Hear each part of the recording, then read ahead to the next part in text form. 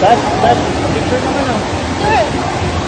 Oh, ang isang katulad mo ay di na dapat pagpakawalan. Alam mo bang pag naging tayo, hindi na kita bibitawan.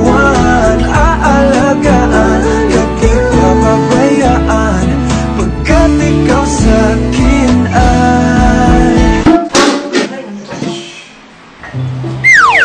Kahapon pa kita napapansin eh, ha? Singot ka ng singot dyan sa t-shirt mo. Pinag-aaral kita ng maayos, anong pinagkagagawa mo? Ha? Nag-a-addict ka na? Nag-a-addict ka? Ano ka, rugby boy? Rugby boy ka na, ha?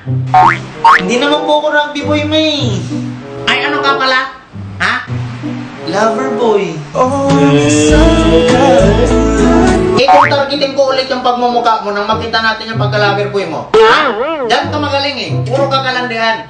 Lover boy ka bang nalalaman? Teka lang, ha? Ilapag ko lang to, sandali lang, ha? Teka lang, ha? Ito, ha?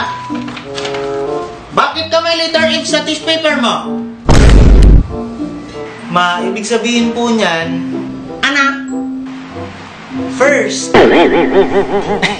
Sorry, akala ko fall. Anong fall? Bagsak. Ay, bubo ka talaga. English lang ng bagsak, hindi mo pa alam. Aral mo na kasi bago landi.